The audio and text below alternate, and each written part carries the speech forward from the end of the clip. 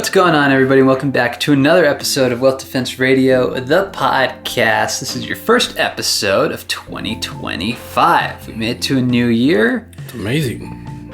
And we're still your same two favorite financial podcast hosts. My name is Josh Nahosa, and I'm an independent advisor representative for Swan DFW, which stands for Sleep Well at Night, Dallas-Fort Worth. And I am here the man who not only founded Swan, but in this room has done more research on tuna sandwiches than anyone else in the history of the world. It is Hector and Josh. Good morning. Happy New Year. Hector is a certified financial planner, which is the top mark in our industry. He started Swan DFW 11 years ago. Happy birthday, Swan DFW. Yeah. Oh, we should have had a birthday cake. Maybe next year. Maybe next year. We'll start planning now. Yeah. Throw it on the calendar. Yeah. So what are we talking about today, Hector? Well, in every financial magazine and when you've watched news, financial news stuff, people are going to give you 5, 6, 7, 8 things to do to make 2025 like your best financial year ever.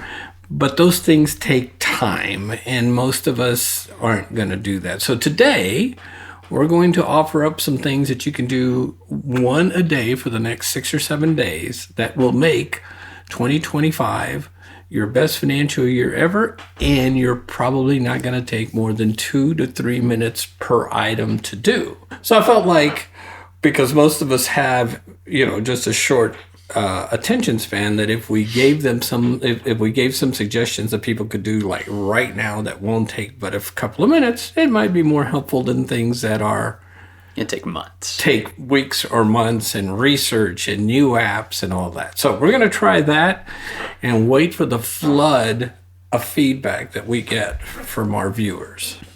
Yes. Steve, If you are watching on YouTube, go ahead and give us a like and maybe comment. It just helps us reach more people. If you're listening on Spotify, give us a 5-star rating or 6-star rating. Whatever rating of stars. No, 5 star. It's not, limit the choices. Uh-huh. All right. But before we do that, we have a news story that we saw on the news, believe it or not. Wait, we saw a new story on the news? Yeah, I know, but this one, okay. This one's important. Okay. What, pray tell, did you see? We saw a motorcycle-sized tuna fish that fetched more than $1 million at auction in Japan. It has to be asked, what would you pay for a top 10 tuna? $5. I don't know. So how much did this thing weigh for motorcycle size? This one in particular weighed about 608 pounds. Okay, so like at $1 a pound, $600. Okay. All right. So this one sold for 1.3 million US dollars. It's 207 million yen, which is a lot of money for more than what did I say? $6 a pound. But because we're a financial podcast, what I wanted to know is, so with that kind of weight, how many tuna fish sandwiches could you make out of a 608-pound motorcycle-sized tuna fish? And it turns out it's about 9,728 sandwiches. That's pretty impressive, huh? That's some math right there. There's some math. But then I thought, because what did these guys pay? $1.3 million? I thought, I wonder what each tuna fish sandwich would cost. And it turns out that the cost per sandwich would be $133.63. But wait, there's more. Because then you have like mayonnaise and onions and other stuff you put in there, plus the bread. So your hard cost would be about $134 per sandwich. That'd be a tough sell at a restaurant, I would think. Yeah, I would imagine so. Believe it or not the most expensive tuna ever sold. Really? really. In 2019, one that was a little bit bigger, 612-pound tuna sold for $3.1 million. Three? At the same auction. Yeah. Yeah. And I think what we need to let people know is that this happens in Japan. Don't spend $3 million on tuna. And secondly, what's happening here is these are being bought by restaurateurs, and this individual or this group has bought them for the last 6 or 7 years. And tradition has it that if you buy the first tuna batch or the biggest tuna of the new year, it's good luck. So I guess the question is $1.3 million a decent amount of money for good luck in 2025? I guess we will tell. We'll see how we'll revisit this and see on how the Christmas episode. How many tuna fish sandwiches that they sell for $135? Absolutely. So seamless segue here. Seamless. We're getting so much better at this. Yeah. Let's get into what we're actually talking about today. Okay. Why don't you talk us through like broad overview, and then we'll go point by point. Yeah, this is not a real deep dive on things you should do. We may do one of these later on in the year. We've done some in 2024. These are just quick shots, things you can do one a day. Takes 2 to 5 minutes, maybe not even that long. And if you do them, you'll set yourself up for a great 2025. Yep. So, what's the first thing that people should do? Well, the very first thing, I think, is if you are participating in your 401k, and if you listen to this podcast or others, go to your website right now and go to your portal and increase your contribution by 1%. If you're doing 8, do 9. If you're doing 12, do 13. See how that works by doing 1%. That's some pretty fast math. I didn't even use a calculator. Did you notice? The thing is, we were at dinner with some folks, and this young man was in his mid-40s, 45 years old, I think, and he was doing, I forget what the number was, say 10. And I said, increase it by 1% this year. That'll make it 11. And I said, and then next year, and by the time you get to be 55, you'll be putting almost 20% of your income, and you will have never felt it because your increases would have happened 1% at a time. Yeah. So go to your portal, increase your 401k by 1%. If you don't have a 401k, this might take a little longer, enroll in your 401k. And if all you can afford is 1%, do that. If you can afford what the match is, usually 3%, do that. But do that, and do that right now. We're going to pause so you can do that, and then you can come back and join us. Well, we're not going to pause.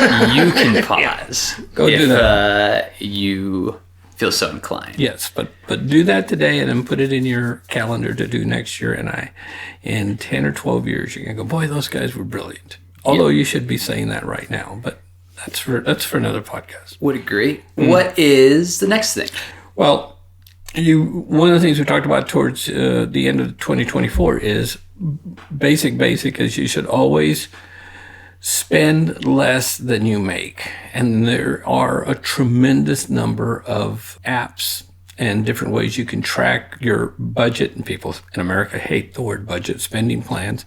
And so I was thinking about it. The easiest way to do that is check your savings account as of December 31st, 2023, and check your savings account at the end of 2024. And if you have more in savings than you had when you started, then you're doing that. You're spending less than you make. That's a good thing. If your savings is less than last year, then you're spending more. You have to dip into your savings to survive. Then that's a bad thing. And then we'll have some things to do that. But just see where you are. Are you trending in the right direction? Should take but just a minute. And so you go ahead and pause us. We'll wait for you and go check those two numbers and see how you're doing. See how quick this is? Yep. The next thing, let's talk about goals and setting goals. Yeah. And we did a whole deal on SMART goals, and, they should be measurable, and and we'll likely do another one of those this year. This one is pretty simple. Set a goal, one goal, not 10, not 12, not 5, 1. And it could be a goal that I want to have $10,000 in my emergency fund by the end of the year. I want to pay off this credit card. I want to have this much money for a down payment on a house. Whatever that one goal is, write it down. Let's say that you wanted $20,000 at the end of the year for a down payment on your first house. Write that down and then put that either on your refrigerator or at your desk or in the mirror in your bathroom where you can see it, so that you're reminded about what you thought today was important for you to accomplish for the end of the year. That brings clarity and accountability because you're seeing it all the time. So do that. Again, not complicated, one goal, and make it the one that you want to accomplish. And I promise you, even by just the act of writing it down, you're more than halfway there. Yeah. The next one, it looks like here, is check your beneficiaries on things. Yeah, especially if you have one of those, these are my kids, your kids, and then our kids situation. But even if you don't have that, check your beneficiaries. Make sure that if something were to happen to you in 2025, the money goes to who you want it to go to. Some of the saddest stories we've heard is somebody gets divorced, doesn't change the beneficiary, marries somebody new, passes, and even though he meant to do it, because he didn't do it, by law the money goes to the ex-spouse. Doesn't make the current spouse real happy, and usually, not always, but usually the ex-spouse is not going to give the money back to the new spouse. Yeah. So check those beneficiaries. Check it on your life insurance policy. Check it in your 401ks, your investment account, anywhere where there's a beneficiary. Go in there. It'll take you 3 minutes. Go and check. See who they are. Make sure that you still want that to happen. The next couple of things, I guess, speaking of checking, is check on your credit report and your subscriptions on your phone. Yeah, both of those we can do pretty quick. Check your credit report. It's free. And just make sure that a lot of us have some kind of an app that helps us track any suspicious thing that happens on our, if anybody hits our credit for any kind of information or tries to use it for something not good. But if you don't have that, just check your credit report. Make sure nobody's bought a house in your name or nobody's, and just, it's free. It's, I don't have a website for you, but you can find it. Just type in free credit report and there's all kinds of places you can go and just check it and make sure that it's clean. And then I had a deal happen to me. I added this on Saturday. Check the subscriptions on your phone because some people, certainly not me, will subscribe to something on the free trial period and then forget to go and turn that subscription off.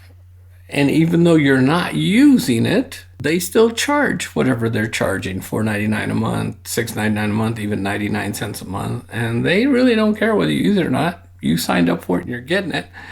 And if you happen to call Apple, because, a friend of mine told me this story, that was a friend.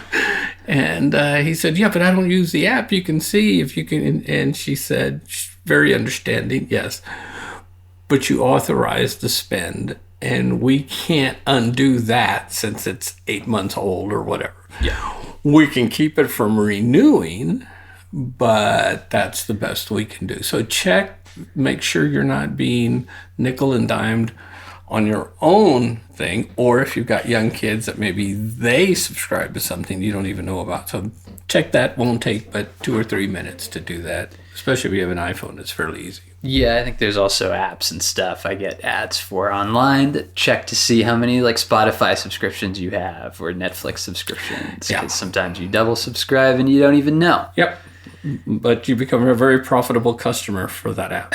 Yeah. So do those things and you won't get rich, but you'll be better set to do a better financial 2025. And then keep listening. We'll have other ideas as we go through the year. Yep. So if you have any questions or thoughts or concerns, or anything else you could possibly think of, we have a couple of different ways that you can contact us. The first way is via email address, and that is info@swandfw.net. That'll be in the description, no matter where you're watching or listening, but it's info, like short for information, at swandfw.net, and the phone number is 888-792-6339. That spells out 888-SWAN-DFW. Brilliant. Who did that? No one may know. No one knows. The phone number again is 888-792-6339. That will also be in the description of the video or on Spotify or wherever it is you're listening. Yeah. Please let us know that you're enjoying this, and good for the algorithm if you hit subscribe or like, and we or forward this to a friend. Yep. Or an enemy. We don't care. Yeah, somebody. Somebody. Yep. So thank you guys for listening. Yeah. And we'll catch you all in the next one. Thank you. Happy New Year, and God bless. The preceding content is informational only and based on information available when created. It is not an offer or solicitation, nor is it tax or legal advice. It does not consider your financial circumstances and objectives and may not be suitable for you.